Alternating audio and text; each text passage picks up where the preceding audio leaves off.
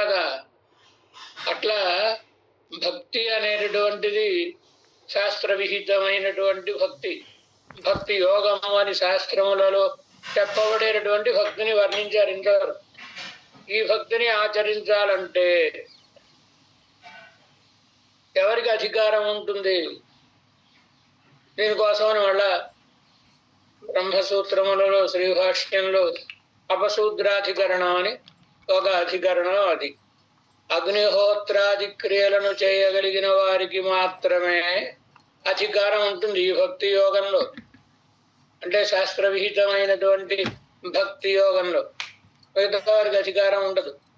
ఇలాంటి దోషములు కొన్ని, లోపములు కొన్ని చెప్పి అందువలన ప్రపత్తిని ఆశ్రయించాలి అని చెప్పడం కోసమని ఆ భక్తి యోగంలో ఉండే గొప్పదే భక్తి యోగం. అదేం తక్కువది కాదు, కానీ చేసే సామర్థ్యం అందరికీ ఉండాలిగా, చేయడానికి యోగ్యత అందరికీ ఉండాలిగా. యామనమునుల వంటి వారు భక్తి యోగాన్ని, నాథమునులు అంటారు, భక్తి యోగాన్ని చేయలేని వారు కాదు. కానీ శరణ్యాభిమతానుసారి అయినటువంటి ప్రపత్తినే ఆత్మస్వరూపానికి అనుగుణమైనటువంటిది అని స్వీకరించారు కదా. అలా స్వీకరించడానికి కారణమేమి అంటే ఆ భక్తి యోగంలో ఉండే క్లేశమేమో దానిని తెలుపుతున్నా. మీకు అందరికీ 50వ పేజీలో మీకు పంపించిన పుస్తకాలు భక్తి ఆహిరది శ్రీమతే మాతృమునయే రమ్యజా మాతృమునయే విదధే నమః యత్స్మృతిః సర్వసిద్ధీనాం అంతరాయ నివారిణి பெரியஜியர் திருவடிகளே சரணம். பெரியஜியர் திருவடிகளே சரணம். భక్తి ఆహిర ఇది ఇంతవరకు వ్యాఖ్యానంలో వివరించిన భక్తి యోగం శృతి స్మృతులతో విశదీకరించినటువంటి భక్తి అనేటటువంటి అగ్ని విద్యాంగగమమాయి అగ్ని విద్యను అంగంగా కలిగినది. అంటే అగ్నిహోత్రాది క్రియ ఏవతు తద్దరి సనాతన బ్రహ్మసూత్రాల్లో సూత్రం ఉంది. కాబట్టి భక్తి యోగం చేసేవాడు అగ్నిహోత్ర క్రియలు అవి చేయాలా? ఎందుకోసమని అంటే ప్రయాణానికి వెళ్ళాలంటే గుర్రం ఒకటి ఉంటే సరిపోదు. గుర్రానికి రథం మరొకటి, లేదా గుర్రం ఉంటే జీను, కళ్ళాలు ఏవో ఉండాలిగా. అలాగే భక్తి యోగానికి అంగంగా ఈ కర్మలు అవి అన్ని కూడా చేయాల్సిందే, అగ్నిహోత్రాది క్రియలు అవి చేయాల్సిందే అని శాస్త్రం చెప్తుంది కదా. కనుక భక్తి యోగం అంటే ఈ అగ్ని విద్యాదులను అంగంగా కలిగినటువంటిది. కర్మజ్ఞాన సహకృతము మాహయాలే ఏమంటారు యామనమునుడు? ఉభయ పరికర్మిత స్వాంతస్య భక్తి యోగైక లభ్య అన్నారు. ఉభయ పరికర్మిత స్వాంతస్య, స్వాంతం అంటే మనసు.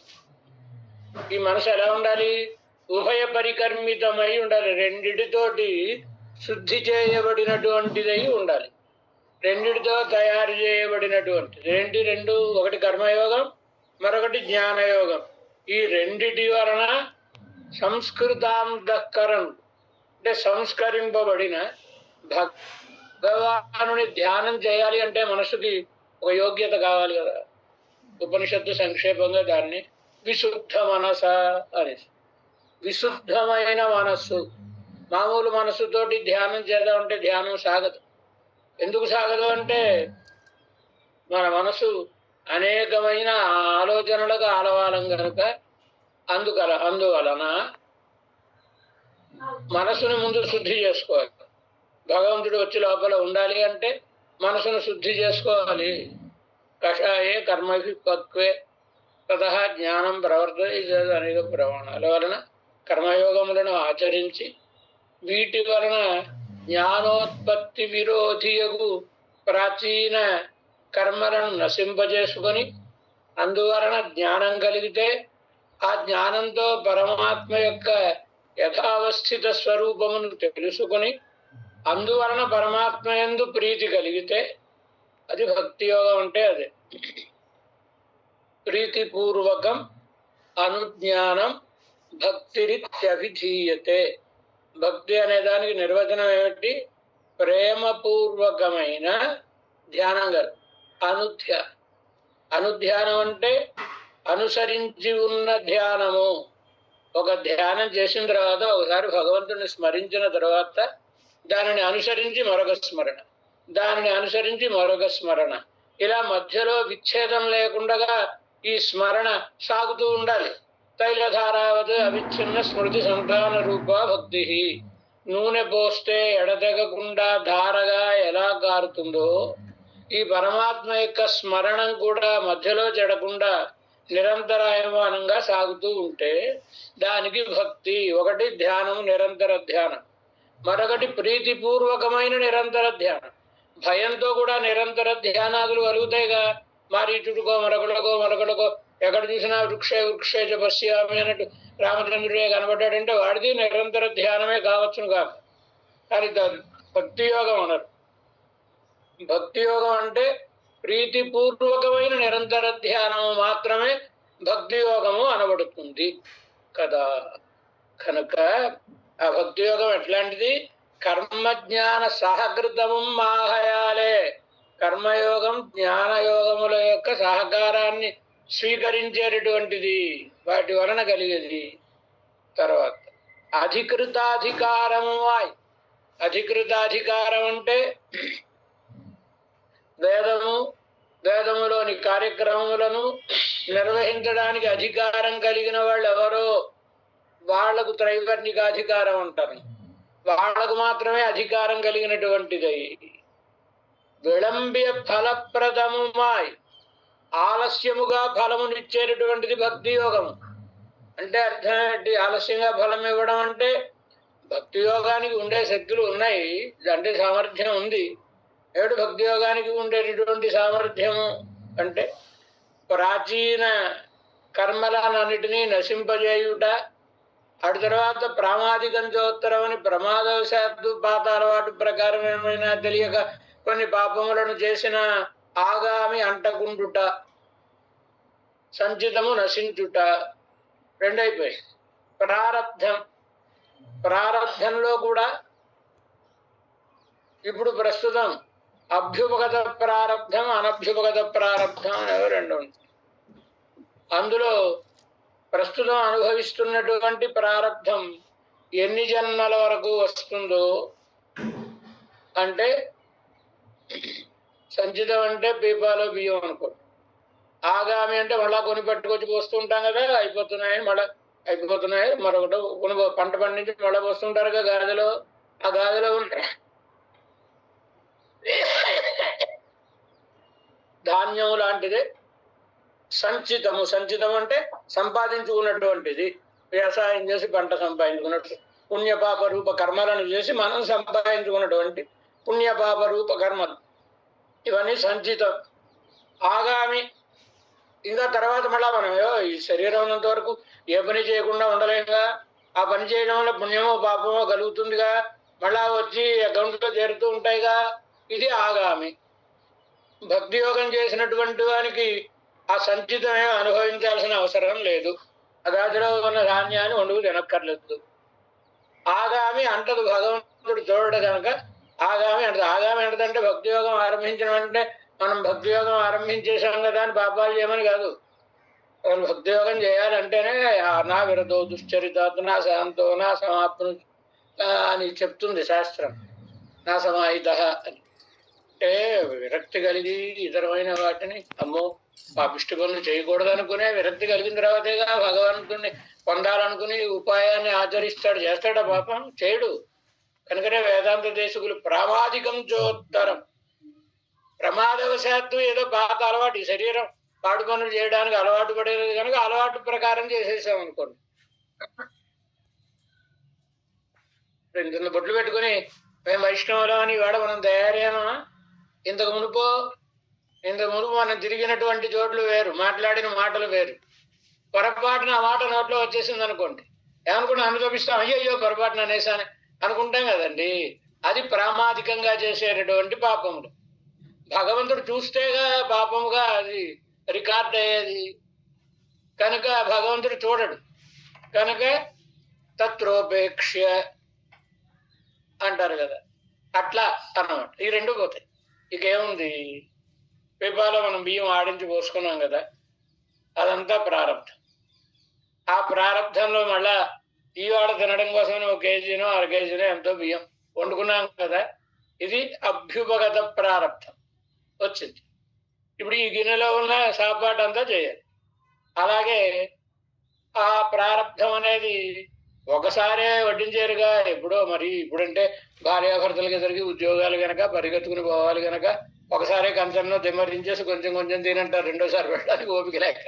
పూర్వం అలాగే అదిగా ఇలా దగ్గర ఉండేది, కొంచెం కొంచెం వడ్డిస్తూ ఉండేది కదా కంచంలో. ఆ గిన్నెలో ఉన్నదంతా కంచంలో పోసేది కదా, కొంచెం కొంచెం. అలా ఇప్పుడు ఈ జన్మలో తినడానికి ఉన్నది కంచంలో పెట్టిన అన్నం, ఇంకా గిన్నెలో అన్నం ఉంది, అది మళ్ళా తర్వాత మరో 6 రోజులకు వేసుకుంటాడు కదా. భగవంతుడు ఏమంటాడు, నాయన మరి గిన్నెలో వండుకున్నావు కదా, వండుకున్న అమ్మకి తినక తప్పదంటారు కదండి. కనుక ఇది మాత్రం తినేయాలి నువ్వు అంటే, ఇది ఎన్ని జన్మలకు వస్తుందో అన్ని జన్మలో అనుభవించేసి నా దగ్గరికి వచ్చాయి. కనుక విళంబ్య ఫలప్రదము. అంటే ఆలస్యంగా ఫలం. అంటే శరీరం పడిపోగానే ముక్తి రాదు. ఎన్ని శరీరాల వరకు ఈ ప్రారంధం కొనసాగుతుందో అంతవరకు పొందిన తర్వాత ముక్తి వస్తుంది. అది భక్తికి. కనుకనే విళంబ్య ఫలప్రదమై, ఆలస్యంగా ఫలమును ఇచ్చేటటువంటిది విళంబ్య ఫలప్రదమాయి ప్రమాద సంభావనయం ఉండాయాలే. ప్రమాద సంభావన, ప్రమాదం కలిగే అవకాశం. మనం ఎలకాలం బుద్ధిమంతులుగా ఉండిపోతాం అంటే చెప్పలేం కదండి. పంచాకండువా కట్టుకుంటే ఒకలా ఉంటాం, లాగు చొక్కా వేసుకుంటే ఒకలా ఉంటాం, మారిపోతూ ఉంటుంది కదా. కనుక ఏమైనా ఈ భక్తి యోగ నుంచి జారే ప్రమాదం.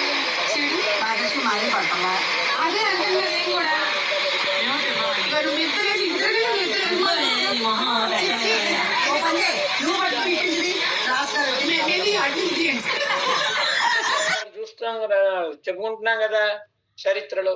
అందుచేత భ్రంశ సంభావన, జారి పడే ప్రమాదం అయితే ఉంది. కనుక ప్రమాద సంభావనయం ఉండు. అందుచేత భక్తి యోగం మన వలన అవుతుందా, అయ్యేది కాదు అని అత్తై విట్టు, దానిని విడిచిపెట్టి ఇంత దోషమందు మిండ్రిక్కే, ఈ దోషమేది లేకుండగా మనం చెప్పుకున్నాం, కాలక్షేపాల్లో చెప్పుకున్నాం.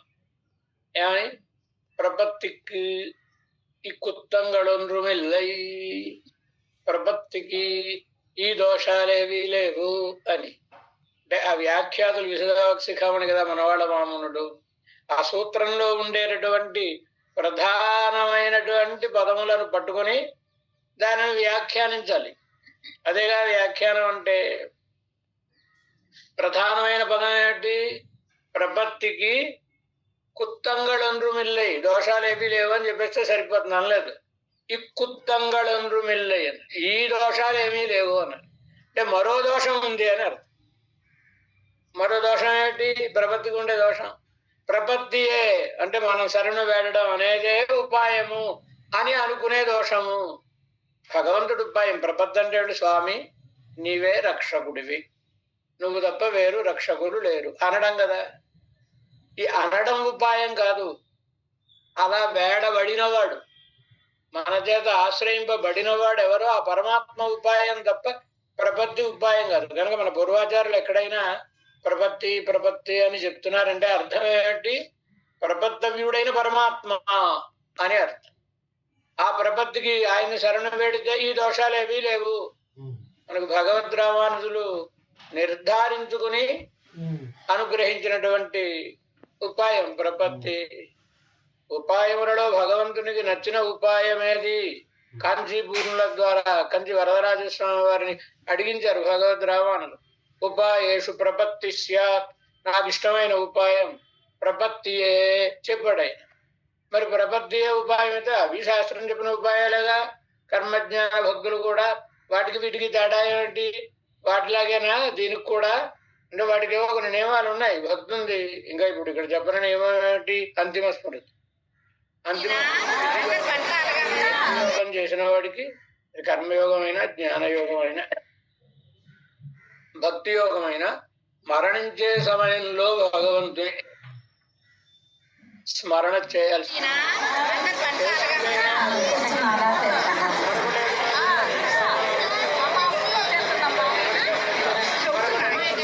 తలుచుకున్నాం అనుకోండి, ఆ రూపాన్ని పొంది. మరి ఏమైపోతుంది కనుక అంతఃస్మృతి ఉండి తీరాలి. ప్రపత్తికి భగవద్ రామానుజుల ముందు సందేహాలు వారు తీర్చుకోవాలి. అది భగవంతుని అభిప్రాయం ఏమిటో తెలుసుకుని దానికి అనుగుణంగా ఈ లోకానికి చెప్తారు. కనుక భగవంతునే అడిగారు నేరుగా. సామర్థ్యం కలిగిన మహానుభావులు కనుక కాంచీపూర్ణుల ద్వారా భగవంతునే అడిగారు. అడిగితే భగవంతుడు ఏం చెప్పాడు? అంతిమ స్మృతి వర్జనం. అంతిమ స్మృతి అక్కర్లేదు, ఒక సౌకర్యం. స్వప్రయత్నం ఎందుకయ్యా? నా మీద భారం వేసిన తర్వాత మళ్ళా నువ్వేదో కొంచెం చేసుకో అంటే నేను చేతగాని వాడిని అని అర్థం. నేనేం చేతగాని వాడినా కనుక నువ్వు మళ్ళా చేయాల్సిన అవసరం లేదు. మరొకటి, శరీరావసానే ముక్తి. ప్రపత్తి చేసినటువంటి వారికి శరీర అవసానమందు, ఈ శరీరం పడిపోతే మోక్షమే, మరో జన్మెత్తాల్సిన అవసరం లేదు. అత్తదు పత్తని ఉత్తదు వీడు అనరుగానమ్మాడు. కనుక ప్రపత్తిలో ఉండే సౌకర్యం ఇది. భక్తిలో ఈ దోషాలన్నీ ఉన్నాయి. కనుక అత్తై విట్టు ఇంత దోషం అండ్రుమిండ్రిక్కే, ఈ దోషములు ఏవీ లేకుండగా ముముక్షుర్వై శరణమహం ప్రపద్యే న్యాస ఇది బ్రహ్మ, న్యాస ఇత్యాహుర్మనీషిణో బ్రహ్మాణం తస్మాన్యాసమేషాం తపసాం అతిరిక్తమాహుః తస్మాదపి వధ్యం ప్రపన్నం న ప్రతిప్రయచ్చంతి. ప్రమాణములను చూపిస్తున్నారు. ఈ ప్రపత్తి అనే దానికి ప్రమాణములను. ప్రమాణం శృతి ప్రమాణం. ముముక్షుర్వై శరణమహం ప్రపద్యే. శ్వేతాశ్వతరోపనిషత్తు ప్రమాణం విదధాతి పూర్వం యో వై వేదాంశ్చ ప్రహిణోతి తస్మై తగుంహదేవమాత్మబుద్ధి ప్రసాదం ముముక్షుర్వై శరణమహం ప్రపద్యే. ఎవరైతే బ్రహ్మదేవుణ్ణి సృష్టించి ఆ బ్రహ్మదేవుడికి వేదోపదేశం చేసి తద్వారా ఇంత సృష్టిని కలుగజేశాడో ఆ పరమాత్మను ముముక్షువునై నేను శరణు వేడుచున్నాను అని ఉపనిషత్తు మన కోసమని తానే శరణు వేడుతోంది. నాయన చదువు కూడా చాలు, మీరందరూ కూడా ఆ భగవంతుడిని ప్రపత్తి చేసిన వాళ్లే అవుతారు అన్నారు కదా. కనుక శ్వేతాశ్వతరోపనిషత్తు చెప్పినటువంటి ఉపాయం ఏమిటి? ముముక్షురువై శరణమహం ప్రపద్యే, భగవంతునే శరణు వేడుతున్నాను అన్నది. అలాగే న్యాస ఇది బ్రహ్మ తైత్తరీయంలో. న్యాస ఇది, న్యాసం అంటే ఎవరు? పరమాత్మేనాయా. ప్రపత్తి అంటే ప్రపత్తవీడు పరమాత్మ కదా, పరమాత్మయే. న్యాస ఇది బ్రహ్మ న్యాస ఇత్యాహుః మనీషిణో బ్రహ్మాణం. బ్రహ్మాణం పరమాత్మను మనీషిణః బుద్ధిమంతులైనటువంటి వాళ్ళు న్యాస ఇత్యాహుః న్యాసము అని చెబుతారు. న్యాసం అంటే అర్థం ఏంటి? న్యస్ అని ధాతు. న్యస్ టు క్షిప్ అనమాట. న్యస్ అంటే ఉంచుట అన్నారు. భగవంతుని యందు ఉంచుట. మన భారమునంతటిని మనకంటే సమర్థుడైన, మన యందు ప్రీతి కలిగిన, మనకు స్వామి అయిన, సంబంధం కలిగిన వాడైన పరమాత్మ యందు ఉంచుట. అలా ఉంచితే ప్రపత్తి. ఈ భక్తి అంటే మన యొక్క ప్రయత్నం. మనం ధ్యానం చేయాలి. ఆ ధ్యానం ఎడతెగకుండా చేయాలి, ప్రీతిపూర్వకంగా చేయాలి. ఇవన్నీ మనం చేయాల్సినటువంటి పనులు. ఏమో ప్రమాద బహుళములు కావచ్చు. ఇప్పుడు నది దాటాలండి. నది దాటాలంటే ఈత కొట్టుకుని పెడతానన్నాం అనుకోండి, వెళ్ళొచ్చు. మధ్యలో ఏమైనా మొసళ్ళు ఉంటే పట్టుకుంటే, ఏదో కట్టుకునే వస్త్రం జారి కాళ్ళకు చుట్టుకుంది అనుకోండి, మునిగిపో. ఇలాంటి ప్రమాదాలు. అదే ఏదో ఒక పడవలో కూర్చున్నాం అనుకోండి, మన లగేజ్ని కూడా జాగ్రత్తగా తీసుకెళ్ళిపోతుందిగా అవతలి ఒడ్డుకి. విష్ణుబోధం వినా నాణ్యత కించిదస్తి పరాయణం. ఆ పడవ ఎవరు? శ్రీమన్నారాయణుడే ఆ పడవ. ఏమంటారు ఇప్పుడు? ఏవో ఉన్నాయి కదండి, ఎస్కలేటర్స్ అంటారు కదండి. ఎస్కలేటర్ ఏమిటి? మనం యువతల కింది పెట్టు మీద నిలబడితే పైదాకా తీసుకెళ్ళిపోతుందండి, మనకేం ప్రయాణం చేయాల్సిన అవసరం ఉండదు.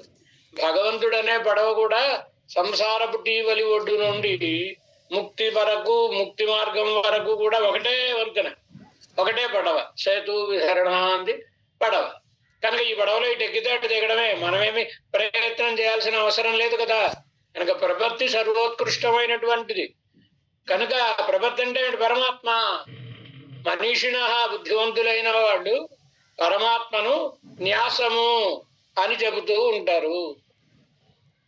తస్మాన్యాసమేషాం తపసాం అతిరిక్తమాహు. తైత్రీయంలో అనేక తపస్సులను చెప్పారు. తద్ధి తప తపస్సులను చెప్పారు. ఒక్కొక్క ఆయన ఇది తపస్సయ. తపస్సు అంటే భగవంతుని పొందడానికి సాధనం. ఇది సాధనం, ఇది సాధనం, స్వాధ్యాయం సాధనం, మరొకటి సాధనం, ఇలా చెప్పుకుంటూ వెళ్ళి ఇవేమీ కాదండి. న్యాసమే సాధనము. న్యాసం అంటే భగవంతుని యందు మనభారమును ఉంచుట. ఏమండి, ఇది ఫలం ఇచ్చే మిగతా సాధనాలు లాంటిదన్నా? మిగతా సాధనాలు లాంటిది కాదు. మరి తపసాం అతిరిక్తమాహు, వీటన్నిటిని మించినటువంటి సాధనము ప్రపత్తి. ఎందుకని ఇవి అచేతన క్రియాకలాపాలు. పరమచేతనుడు పరమాత్మ కదండి. న్యాసం అంటే చెప్పుకున్నాం. కనుక ఆయన సర్వతంత్ర స్వతంత్రుడు కనుక ఆయన కటాక్షించాలనుకుంటే ఏం ఆటంకం ఉండదు కదా. అందుచేత తస్మాత్ న్యాసం ఏషాం తపస్సాం. ఇంతకు మునుపు చెప్పినటువంటి తపస్సులు అన్నిటికంటే న్యాసం అనేటటువంటిది శ్రేష్టమైనటువంటిది అని చెప్తారు. తస్మాదపి వధ్యం ప్రపన్నం న ప్రతిప్రయచ్చంతి. ఋషులే వేదం నుంచి ప్రమాణాన్ని ఇస్తున్నారు మనకి. 2 వృత్తాంతములు వేదంలో చెప్పబడతాయి. ఒకమారు దేవతలు యజ్ఞం చేస్తున్నప్పుడు విశ్వకర్మ త్వష్ట అనేటటువంటి ఆయన, అంటే దానవులకు అందరికీ కూడా ఆయన ఒక శిల్పి అన్నమాట, ఇంజనీర్ అంటారు కదా, అలాంటి వాడు. ఆయన వచ్చి అయ్యా నాకు యజ్ఞంలో వాటా ఇవ్వండి అని. దేవతలు వాడు చాలా గొప్పవాళ్ళు కదా మరి. కనుక నువ్వు వచ్చి వాటా అడుగుతావా, నీకు వాటా ఇస్తావా అని అతన్ని సంహరించడం కోసం తరవడం ప్రారంభం. దేవా వై త్వష్టారమజిఘాంసన్ వేదంలో ఎదురువేదం. దేవతలు ఆ త్వష్ట అనేవాడిని సంహరించడం కోసం అని వాడేం చేశాడు? వాడు చాలా తెలివైన వాడు సపత్రి ప్రాపద్యత, దేవతల భార్యలనే శరణు వెళ్ళాడు. ఈ దేవతలు వచ్చారు పత్నుల దగ్గరికి, భార్యల దగ్గరికి, ఇచ్చేయండి మాకు వాడిని సంహరిస్తాం అన్నారు. అంటే ఆ భార్యలు చెప్పిన మాట ఏమని? అపివధ్యం ప్రపన్నం న ప్రతిప్రయచ్చంతి. ఎంత తప్పు చేసిన వాడైనా ప్రపన్నుడై ప్రపత్తి చేసిన వాడిని అవతలి వారికి అప్పచెప్పరు. కనుక మేము అప్పచెప్పాం, కావాలంటే మా ప్రాణాలు తీసుకోండి, అతనికి మేము శరణం ఇచ్చాం కనుక మేము అతన్ని అప్పచెప్పామని. భార్యను చంపుకుంటారా? వాడు చంపుకోలేరు కనుక వెనక్కి వెళ్ళిపోయారు. ఇది ఒకటి. అలాగే వేదంలో మరొక వృత్తాంతం కూడా కనపడుతుంది. ఎదుర్వేదం. దేవతలు యజ్ఞం చేస్తున్నారు, వాళ్ళకి ఓ స్వార్థం కలిగి, అందులో పరమశివుడికి కూడా భాగం ఉంది. కానీ పరమశివుడికి భాగం తీసేసి మనమే ఆ భాగం కూడా పనిచేసుకుందాం అని దేవతలు అనుకున్నారు. అనుకోగానే శివునికి కోపం వచ్చింది.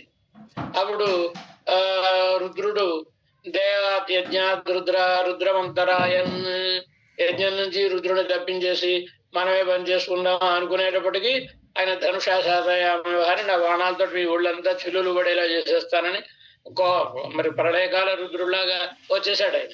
దేవతలకు భయం వేసి పారిపోయి ద్విదైవత్యాన్ ప్రాపద్యంత వెళ్ళేవాళ్ళు. అశ్వని దేవతలు ద్విదైవత్యాన్ అంటే కవల పిల్లలండి, సూర్య భగవాన్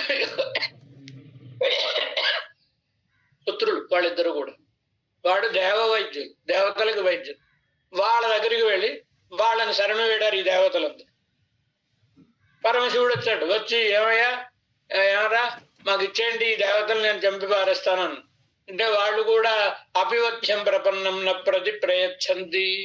ఆయా శరణు వేడిన వాడిని చంపబడాల్సినంత దోషం చేసిన వాడైనా సరే అప్పగించరు, కనుక మీకు అప్పగించం మేము అన్నారు వాడు.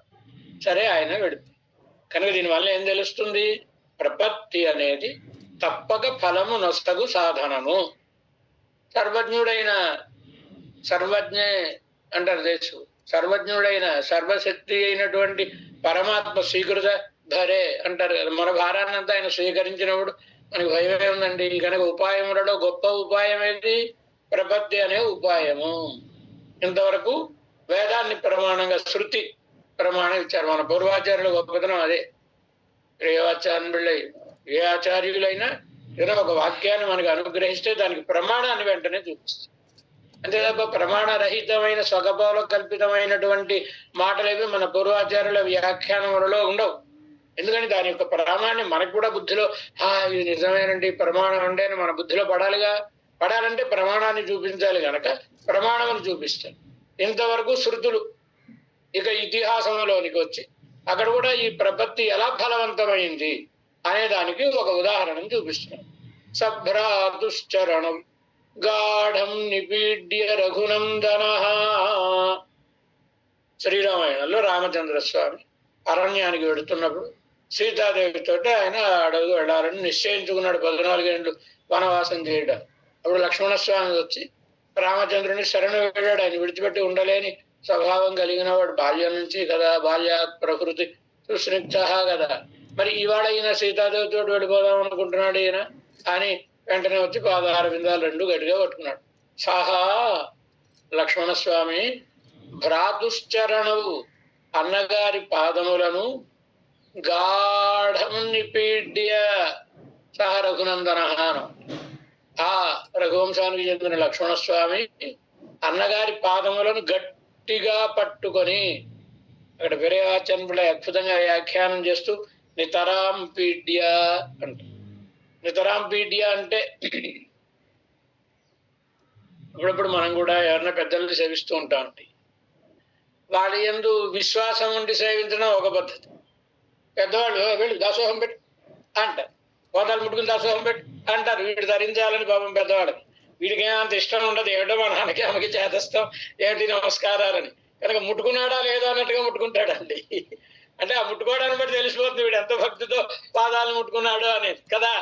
మరి లక్ష్మణస్వామి రామచంద్రుడి పాదాలు గాఢం నిపీడ్య గట్టిగా పట్టుకున్నట్టు ఆయన. ఆ పట్టుకోవడాన్ని బట్టే వీడికి వచ్చి తీరాలి అనే సంకల్పం చాలా గట్టిగా ఉంది అని తెలిసిపోతుంది అవతల వాడికి. తెలుస్తుందా?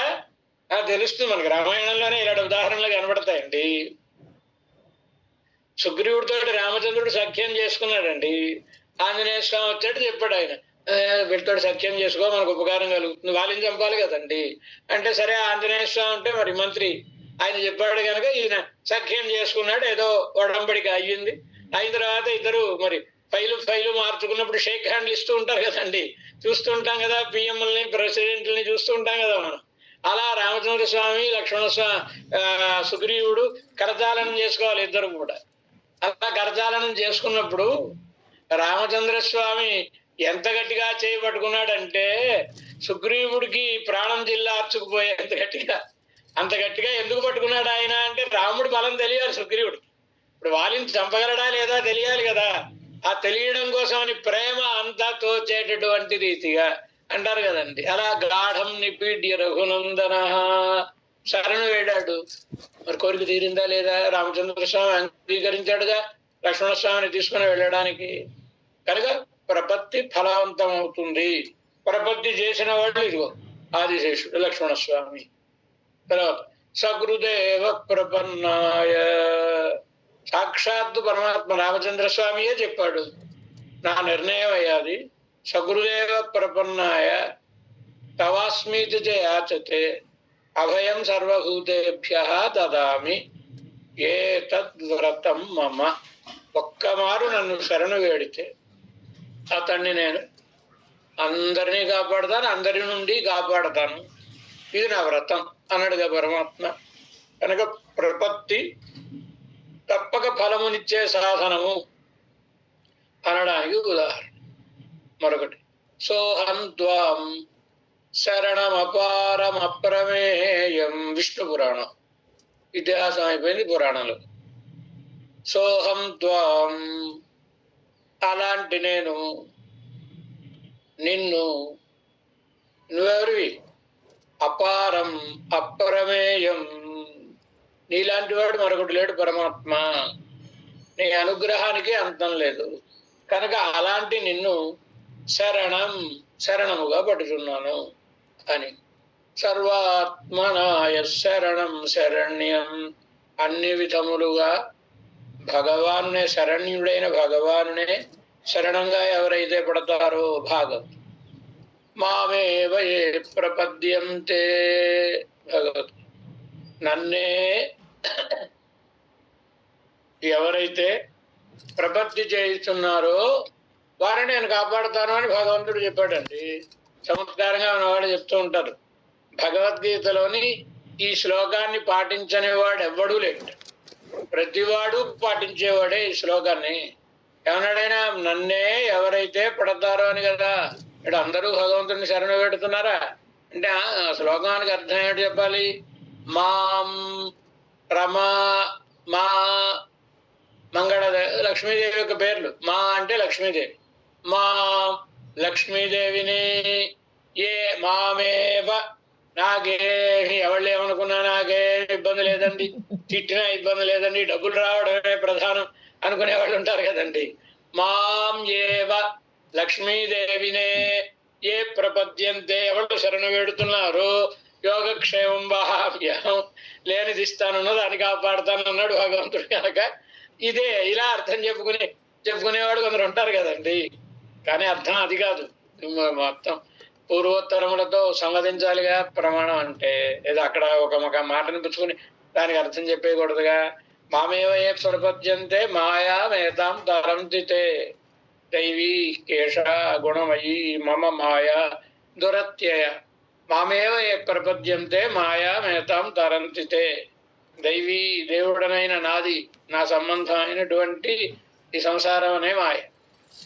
ఈ మాయలో చిక్కుకున్నటువంటి వాళ్ళు గుణమయి, 3 గుణాలు కలిగినటువంటిది, దీన్ని దాటాలనుకునేటటువంటి వాడు మామేవ ఏ ప్రపద్యంతే, నన్నే ఎవరైతే శరణు పెడుతున్నారో వాళ్ళు ఏతాం మాయాం తరంతి తే, వాళ్ళు ఈ మాయను దాటుతున్నారు అని చెప్పాడు కదండి భగవంతుడు. కనుక ప్రపత్తి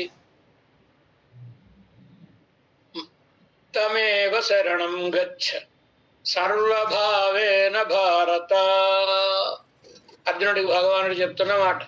తమేవ శరణం గచ్చ, అతడినే, ఆ పరమాత్మనే శరణు వేడు. ఎలా? సర్వభావేన భారత, అన్ని భావనలతోటి. మళ్ళా ఏదో నువ్వు కొంత నేను కొంత, లేదా మరొకళ్ళు ఇలా ఏమీ లేకుండగా, పాల ముంచినా నీట ముంచినా నీదే భారం పరమాత్మ, కళైవాయి తున్బం కళయా దొడివాయి కళహన్ మత్తిలే. ఇదే సర్వభావేన అనే వాడికి అర్థం ఏమిటి? నా దోషములను పోగొట్టకపో, నీవు తప్ప వేరు గతి లేదు నాకు అని భగవంతుని ఆశ్రయించాలి. కనుక తమేవ శరణం గచ్చ. ఇంకా చివరి భగవద్గీతలో సర్వధర్మాన్ పరిత్యజ్య, అన్ని ధర్మములను విడిచిపెట్టి. ఏమండి, పడితే పర్వాలేదా? మనం మోక్షాన్ని పొందగలుగుతామా? ఓ పెద్ద అయిన మాటని ప్రమాణంగా విష్ణు పురాణంలో మాటని ప్రమాణంగా ఇస్తున్నాం. తావదార్తి తథావాంఛ యావత్ కృష్ణ నతే జన. పరమాత్మ ఈ లోకంలో తావదార్తి, ఏదో అయ్యో పొందలేమో అనే బాధ ఏదో కొందరికి ఉంటుంది. ఏమైపోతుందో అనేటటువంటి బాధ. తథా వాంఛ, కోరికలు, అది కావాలి ఇది కావాలి, ఇవన్నీ ఎంతవరకు? యావత్ తే నా, నీ వాళ్ళు ఎంతవరకు కారో అంతవరకే. ఒక్కసారి నిన్ను ఆశ్రయించిన తర్వాత భగవంతుడు ఏకైక ఫలలాభాయ సర్వలాభాయ కేశవ, అన్ని ఫలములను సకల ఫల ప్రదోహి విష్ణు, అన్ని ఫలములను వసగేవాడండి ఆయన. కనుక మళ్ళా మనకి ఇంక దేని తర్వాత ఆ పరమాత్మ వైభవాన్ని కనుక తెలుసుకుంటే మిగతావన్నీ కూడా చాలా అల్పములు తుచ్చములు అనిపిస్తాయి కనుక వాటి వేటి యందు కోరిక ఉండదు. గొప్పవాడిని ఆశ్రయించాం కనుక మనకి ఫలం కలుగుతుందా లేదా అనే సందేహం ఉండదు, ఆర్తి ఉండదు. నిన్ను పొందేంత వరకే పరమాత్మ ఆర్తి అయినా కోరికలైనా అంటారు కదా.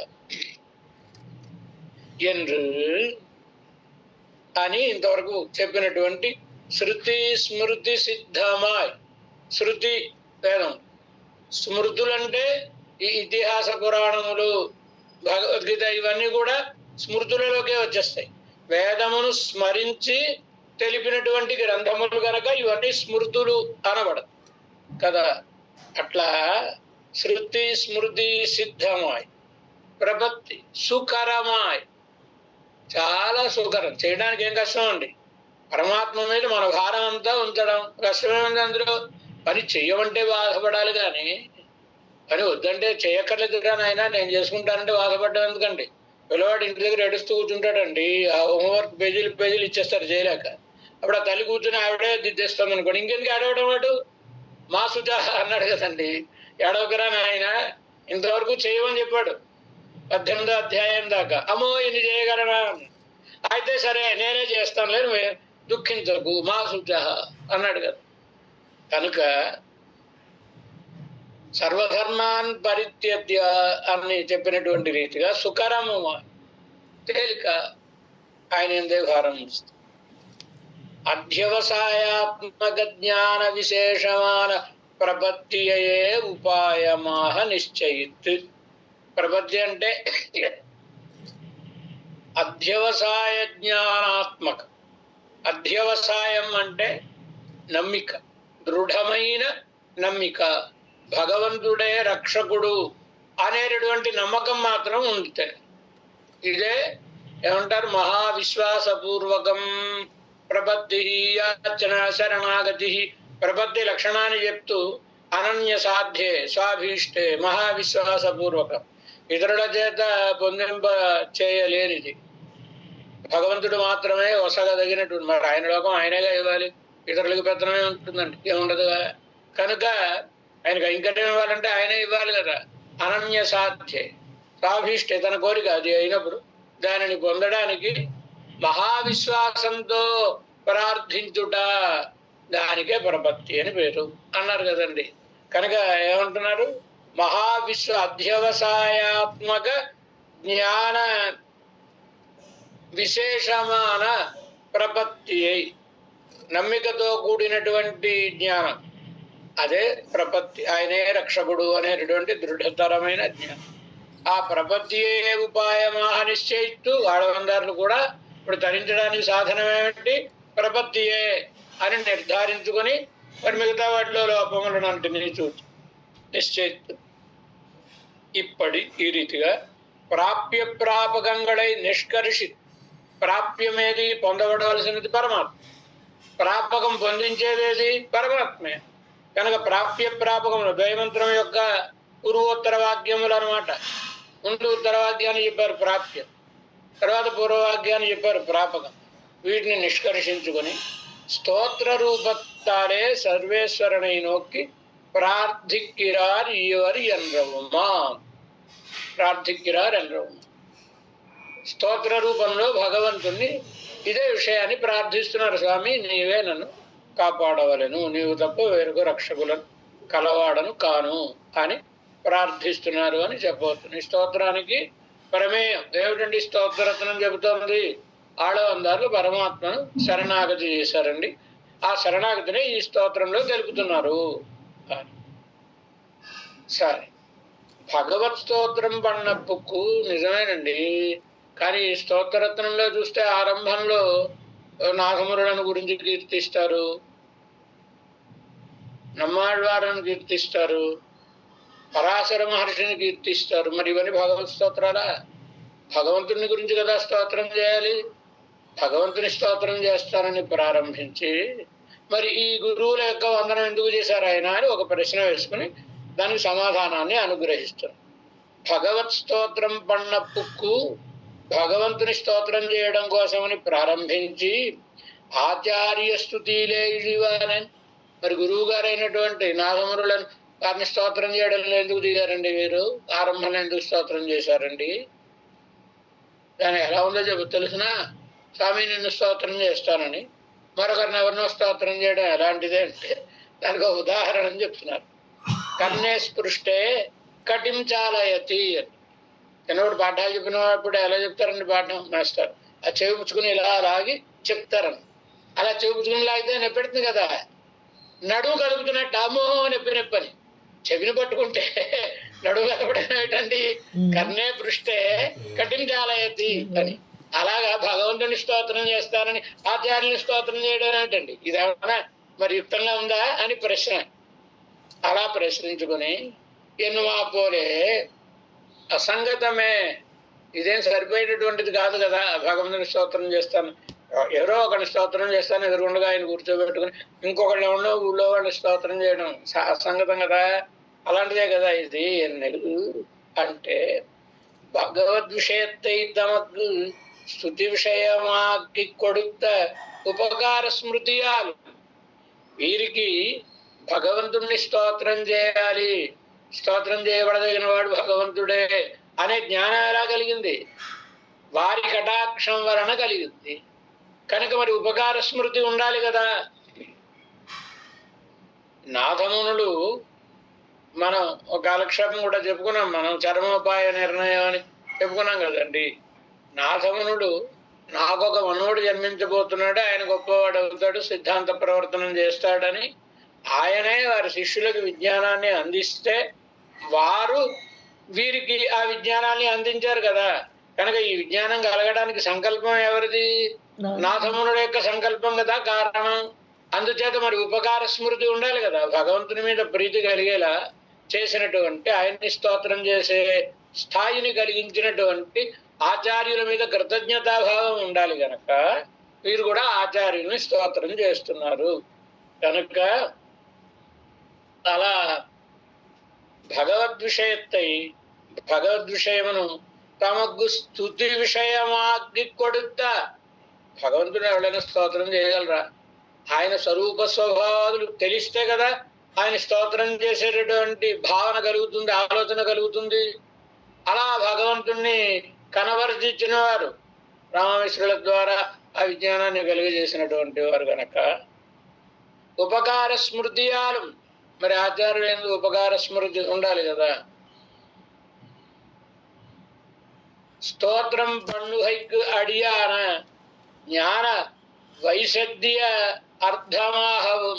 రెండవది, స్తోత్రం చేయాలి అంటే మన బుద్ధి సక్రమంగా పనిచేయాలి కదండి. ఆచార్యుల అనుగ్రహం ఉంటే వీనికి ఈ విషయం బోధపడుగాక అని వారు అనుకుంటే మనకి బోధపడుతుంది. అది మనకి వేదోపదేశం బ్రహ్మదేవుడికి భగవంతుడు చేసిన వేదములు మా వాడికి ప్రకాశించుగాక అనుకున్నాడు. నేను సంత చెప్పాడండి బ్రహ్మదేవుడికి పరమాత్మ. సంత ఏం చెప్పలేదుగా. మా వాడికి వేదములు ప్రకాశించుగాక అంటే ప్రకాశించాయా లేదా? అలా ఆచార్యులు మావాడికి బుద్ధి శుద్ధమగుగాక అని అనుకుంటే ఆచార్యులు బుద్ధి శుద్ధమవుతుందండి. మనకి ఆలోచన ఎదురుగా వచ్చి గురువు గారు కనిపించక్కర్లేదు, ఎక్కడున్నా పరమాత్మ సన్నిధానంలోనే ఉన్నారనుకుందాం. ఉన్నా వారు మా వాడికి అర్థం బోధపడాలి అని సంకల్పించినంత మాత్రం చేతనే ఎంహి రక్షితుమిచ్చంతి బుద్ధ్య సంయోజయంతి తమ్ అంటారు కదా. ఆ బుద్ధిని ప్రేరేపిస్తారు వాళ్ళు, మనకి ఆలోచన కలుగు అన్నమాట. కనుక అలా భగవంతుని స్తోత్రం చేయాలి అంటే తక్కువ సామర్థ్యం ఉండాలండి. ఎంత సామర్థ్యం ఉండాలి? ఆ సామర్థ్యం ఎలా కలుగుతుందంటే ఆచార్యుల అనుగ్రహం కలిగితే. ఇప్పుడు కొంతమందికి మంచి భావనలు ఉంటాయి, కానీ భావనలను వెలిబుచ్చగలిగినటువంటి భాషా పట్టిన ఉండకపోవచ్చు, ఆ సమయానికి శబ్దాలు తోచకపోవచ్చు. అలా కాకుండా ఆచార్యుల కటాక్షం ఉంటే అప్పటికప్పుడు సద్యస్ఫురణం అను వెంటనే అర్థాలు తోస్తాయి.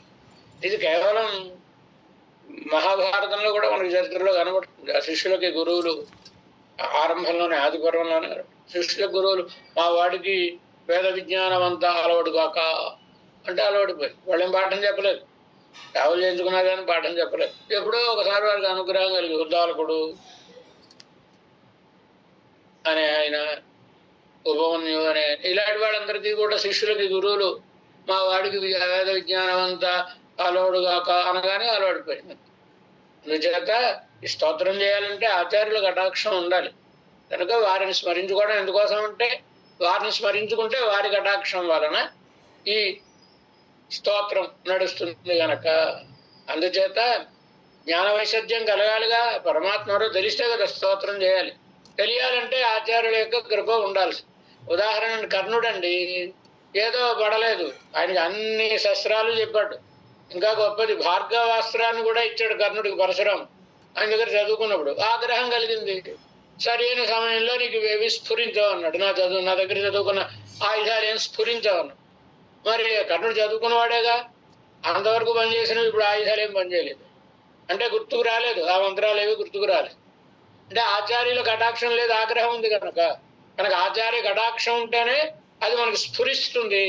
కనుకనే ఆడవందారులు కూడా అలా స్ఫురించడం కోసమని ఇదొక కారణం. ఒకటి ఉపకార స్మృతి, రెండవది సద్యస్ఫురణం కోసమని. జ్ఞాన వైసద్యార్థమాహవం, విశదంగా జ్ఞానం. మళ్ళా పొరపాటు పడ్డాం అనుకోండి, ఆ స్తోత్రంలో కూడా ఆ పొరపాట్లే వస్తాయిగా. అలా రాకుండా జ్ఞానం విశదంగా అవడం కోసమని. అవిఘ్న పరిసమాప్తి అర్థమాహవం, తమ స్తోత్రాన్ని ఆరంభించాలనుకున్నారు. ఇది విఘ్నము లేకుండా ఈ స్తోత్రం పూర్తి అవ్వాలి అంటే ఆచార్యుల కృప ఉండాలి గనక అందుకొరక నిన్ను పండుహిరారాహయాలే సంగతం చేస్తున్నారు గనక ఆచార్య ప్రార్థన చేయడం ఏం పొరపాటు కాదు. అది మానస మహామయాదో అన్ని అయితే మనసులో మా గురువు గారికి నమస్కారం అని అనుకుంటే సరిపోతుంది కదండి. శ్లోకం చెప్పాలా స్తోత్రంలో అని మళ్ళా ప్రశ్న. ఈ ప్రశ్న శాస్త్రాలు అన్నిటికీ వస్తుంది. అక్కడ సమాధానం చెప్తారు. ఎందుకోసమని ఈ ఆరంభంలో మంగళ శ్లోకాన్ని చెప్పారు అని అంటే శిష్య శిక్షాయై నిబధ్రన్ అంటారు అక్కడ. అంటే ఆ గురువుగారి మనసులో వారి గురువుగారిని తలుచుకుని గ్రంథం రాసిస్తారు అనుకోండి.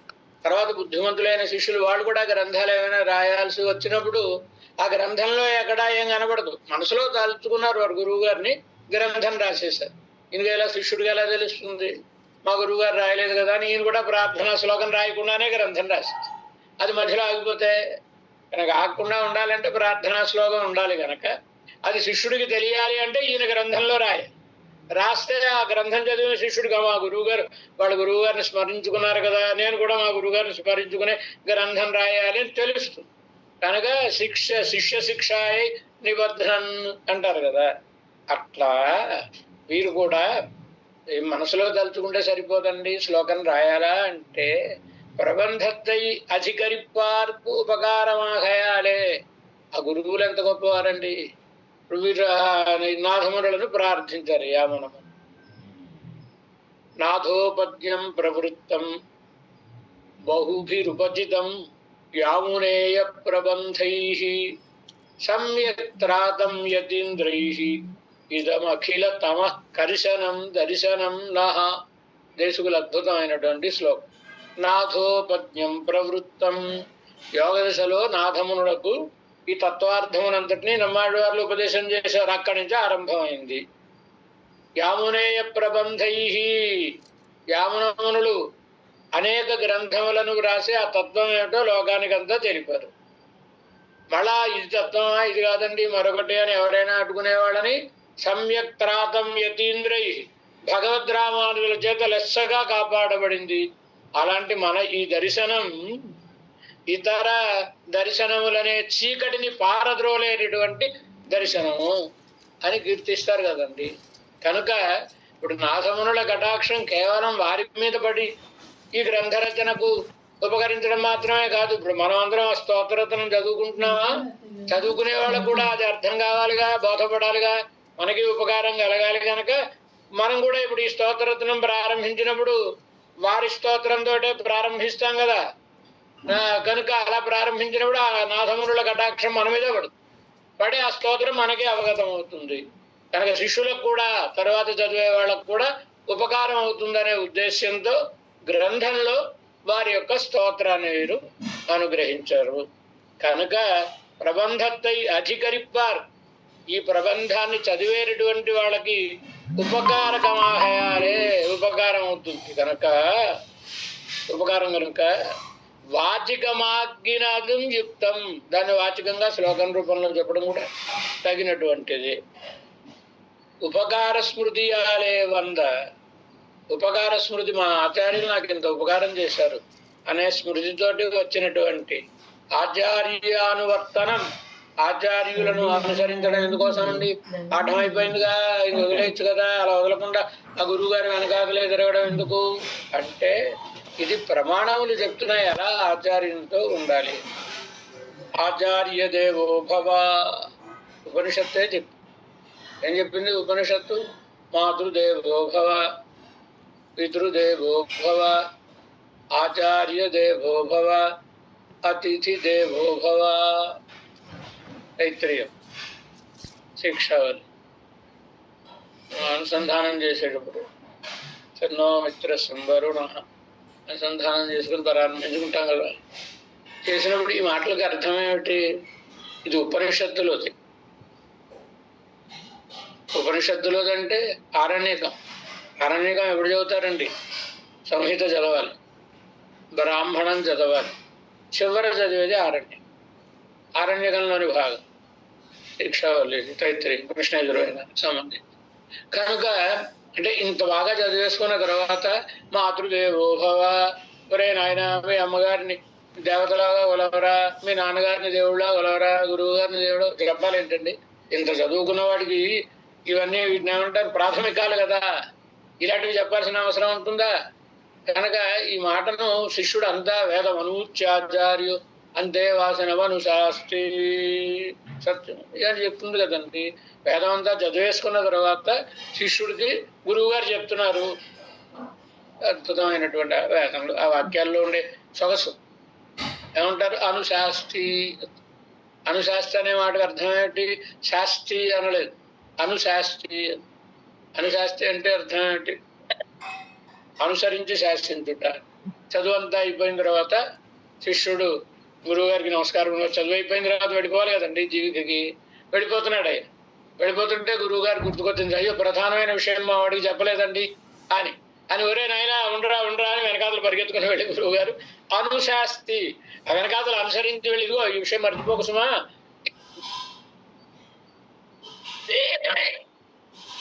ఇది ప్రధానమైనది అని శిక్ష చెప్తాడండి గురువు. అప్పుడు చెప్పిన మాట ఇది. మరి ఈ మాటకు అర్థం ఏమిటి? మాతృదేవో భవ అంటే అర్థం ఏమిటి? దీంట్లో విశేషమైన అర్థం ఉంది, మామూలు మాటలు కాదు ఇవి. మామూలుగా అయితే తల్లిదండ్రులు దైవంగా జనపరని కొలుస్తారండి. ఇప్పుడంటే టీవీ చూసి పాడైపోతున్నారు, సెల్ ఫోన్ చూసి పాడైపోతున్నారు. కానీ లేకపోతే అమ్మా నాన్నే సర్వస్వం కదండి వాళ్ళకి కదా. మరి ఎందుకని ఉపదేశం చేస్తున్నారు వాడికి అంటే, అసలు ఇక్కడ చెప్పినటువంటి అర్థమే లోతైన అర్థం. మాతృదేవో భవ, తల్లిని దైవము కాగలవాడివి కమ్ము. నీకు ఎవరు దైవమో తెలుసునా? తల్లి. తల్లి అంటే ఎవరో తెలుసునా? నిన్నుకన్నా ఆవిడని అర్థం కాదయ్యా. త్వం మాత సర్వలోకానా, నువ్వే అమ్మా ఈ లోకములకన్నిటికీ తల్లివి. విష్ణు పురాణంలో పరాశర మహర్షి, అగ్ని పురాణంలో కూడా వస్తుంది స్తోత్రం చెప్తాడు కదండి. కనుక లక్ష్మీదేవి జగన్మాతాపితరులను, జగత్తుకందరికీ తల్లిదండ్రులు వాడు కదండి. ఈ తల్లిదండ్రులు ఏదో ఒకడికో ఇద్దరికో తల్లిదండ్రులు అండి, కానీ జగత్తుకందరికీ తల్లిదండ్రులు లక్ష్మీనారాయణులు కదా. మాతృదేవో భవ అంటే లక్ష్మీదేవిని దైవంగా గలవాడవు గమ్ము. పితృదేవో భవ, జగత్తుకందరికీ కూడా అహం బీజప్రద పిత అన్నాడు కనుక, నేనే తండ్రిని ఈ జగత్తుకందరికీ అన్నాడుగా, పితాహమస్య జగత. కనుక పితృదేవో భవ, ఆయనను దైవంగా కలిగిన వాడవు కమ్ము. ఆచార్య దేవో భవ, ఆచార్యుడు అంటే అనేక మంది ఆచార్యులు ఉంటారు. చిన్నప్పుడు ఆలు నేర్పిన ఆయన గురువు గారే, కాలేజీలో ఏవో సబ్జెక్టులు నేర్పిన ఆయన గురువు గారే, సమాశ్రయణాలు చేసి మంత్రోపదేశం చేసిన మంత్రార్థాన్ని తెలియజెప్పి మనం ఎలా ప్రవర్తించాలో చెప్పినవారు గురువు. అలా ఆత్మోద్యోగానికి ఉపయోగపడేటటువంటి విద్యను ఎవరైతే మనకి నేర్పుతారో వారు ఆచార్యులు. అలాంటి ఆచార్యులు అంటే కేవలం మనకు పాఠం చెప్పేసి ఆయన ఆచార వ్యవహారాలు లేనివాడుగా ఉండకుండా, ఆయన ఆచార వ్యవహారములను కలిగిన వాడై ఉండి ప్రామాణికమైన నడవడికను కలిగిన వాడు ఎవరో ఆయన ఆచార్యుడని కదా ఆచార్య శబ్దానికి అర్థం. కనుక ఆచార్య దేవో భవ. తర్వాత అతిథి దేవో భవ. అతిథి దేవో భవ అంటే మనకు తెలియదండి. అతిథి అంటే తిథి వారం నక్షత్రం చెప్పకుండా హఠాత్తుగా ఊడిపోవడం అతిథి అంటే. ఎప్పుడు వెళ్ళిపోతాను, పొరవగానే వెళ్ళిపోతానండి. తిథి చెప్పడం, ఇప్పుడు రేపు వెళ్తాను ఎల్లుండి వెళ్తాను చెప్పడం. ఎందుకంటే ఆ కోర్టు పనులు తెలియదాకా ఇప్పుడు హైదరాబాద్లోనే ఉన్నాడండి మనవాడు. వాళ్ళ లాడ్జీ ఖర్చులు ఎందుకని ఆ ఇంట్లో ఉంటాడండి. తిథి చెప్పడం కనుక అతిథి అనా. ఎవరు అతిథులు అంటే నిజమే, ఏదో పని ఉంది, పని మీద వచ్చారు. మన ఇంట్లో ఉంటే సాపాటుకి లోటు ఉండదు కదా అని వచ్చి ఉన్నారు. అలా ఏది సాపాటు అంటే ఉండానాన్ పసియావదొన్రిల్లై నిన్నా ఉననామం నన్నాదాన్ అవై పట్టిని నాడే అన్నారు కదా. తినకపోయినా నాకేమీ ఆకర్లేదు, నీరసం లేదు పరమాత్మ. నీ నామాన్ని అనుసంధించకపోతే అది నాకు ఉపవాసం. కనుక భగవంతుని యొక్క గుణానుసంధానమే సాపాటు అనుకునేవాళ్ళండి. మరి ఇలాంటి చోటుకు వచ్చినప్పుడు ఈ పట్టణంలో లాడ్జీల్లో అక్కడ దిగితే సుఖమే ఉంది. మనవాడు ఉన్నాడు కనుక కాసేపు ఏదో వాడికి తిరువారాసన ఉంది కనుక గుణానుభవం చేసుకోవచ్చునని గుణానుభవం కలిసి చేసుకోవడం అదే సాపాటు అనుకుని వచ్చేటటువంటి భాగవతోత్తములు, వారిని దైవముగా గలవాడవు కమ్ము అని అక్కడ అర్థం. కనుక ఉపనిషత్తు చెప్పిందిగా ఆచార్య దేవో భవ అని చెప్పిందా లేదా?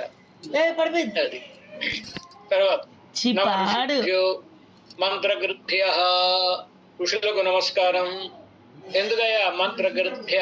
మంత్రము తెలిసిన వారని అర్థం కాదు. ఆ శబ్దానికి అర్థం ఎందుకు వారు మంత్రద్రష్టలు అన్నాడు. మంత్రద్రష్ట ఋషి అని కనుక మంత్రములను తాము దర్శించి మునులకు ఋషులకు వాళ్ళ వాళ్ళ యోగ సమాధిలో ఉన్నప్పుడు వేదమే అనుగ్రహించి మంత్రాన్ని వాళ్ళకి ప్రదర్శించింది. ఆ దర్శనం చేసుకున్న వాళ్ళు అంతతో నేను ధరించిపోతాను ఈ మంత్రం చదువుకుని అనుకోలేదు. ఈ లోకానికి అంతటికి కూడా మంత్రాన్ని వెలిపుచ్చినటువంటి ఉదారులైన వాళ్ళు. వాళ్ళే లేకపోతే మనకి విజ్ఞానం అందదు కదండి. ఇప్పుడు మనకంటే ఏదో మెడలో దండేసి కూర్చోబెట్టి అయ్యా చెప్పండి అని నమస్కారం పెడుతున్నాం.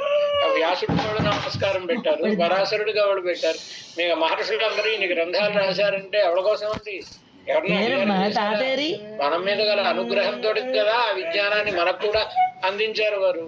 అందుచేత వారిని స్మరించాలి ముందు. నమ ఋషుభ్యో మంత్రగృభ్యః నహి విద్యాదస్తం జనయతి తచ్ఛ్రేసహి విద్యాదస్తం జనయతి తచ్ఛ్రేష్టం జన్మ. ఆపస్తం ఏం చెప్పాడు ఆచార్యుడు అంటే? తండ్రయ్య, 2 జన్మలు, జ్ఞాన జన్మ, దేహ జన్మ. శరీర జన్మ శరీరమేవ మాతా తల్లిదండ్రులు వాడికి ఇచ్చేది శరీరం. ఇలాంటివి చాలా శరీరాలు చాలా మంది తల్లిదండ్రులు వచ్చారు. బుద్ధిగా ఉండకపోతే ఇంకా చాలా శరీరాలు ఎక్కుతాం, చాలా మంది తల్లిదండ్రులు వస్తారు. కానీ ఒకసారి జ్ఞాన జన్మ కలిగిన తరువాత మరి మళ్ళా జన్మించాల్సినటువంటి అవసరం ఉండదు కదండి. కనుక అలాంటి జ్ఞాన జన్మని ప్రసాదించేవారు ఆచార్యులు. కొందరికి ఈ జ్ఞాన జన్మ కలగకుండానే బతుకు తెల్లవారిపోతుంది కొందరికి జీవితంలో. కొందరికి యోగ్యమైన వాళ్ళకి ఏదో ఒక సమయంలో తెలుసుకోవాలనే జిజ్ఞాస కలుగుతుంది. ఆచార్య సంవత్సరం చేస్తే ఆచార్యులు ఈయనకు మరొక జన్మనిస్తారు. ఎలా జన్మిస్తారండి? తల్లి ఉండాలి కదండి, జన్మించాలంటే ఉంది. ఎవరా తల్లి? మంత్రం. కనుక విద్యేతాయ విద్య. ఆ విద్య ద్వారా, మంత్రం ద్వారా, మంత్రో మాత గురు పిత. మంత్రము తల్లి, ఆచార్యుడు తండ్రి. మంత్రం ద్వారా మనకి మరొక జన్మని ప్రసాదించేటటువంటి వారు ఆయన. సహి ఆ ఆచార్యుడు విద్యాతః విద్య వలన అంటే మంత్రార్థముల వాటి వలన తం జనయతి వారిని పుట్టించుచున్నాడు, జ్ఞాన జన్మను ప్రసాదించుచున్నాడు. నాయన ఇదివరకు జన్మ శరీర జన్మ కంటే తచ్ఛ్రేష్టం జన్మ, శ్రేష్టమైనటువంటి జన్మ. అమ్మ లోపలికి వెళ్ళిపోయి అది శ్రేష్టమైనటువంటి జన్మ అన్నారు కదండి. అందుచేత మంత్రే తద్దేవతాయాం చ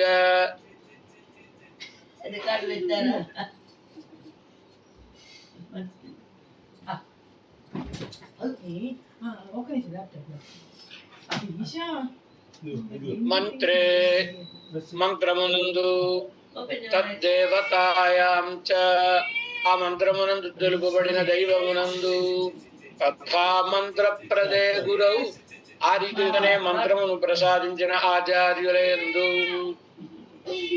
మోక్షుబడిలో సూత్రం పిళ్ళలో గజలు చూర్ణిక ఏమైనా సాధించారు మంత్రత్తిలం మంత్రత్తుక్కుళ్ళీడాన వస్తువిలం మంత్రప్రధాన ఆచార్యన్ పక్కలిలం ప్రేమం కనక ఉండానాల్ కార్యకరమావదు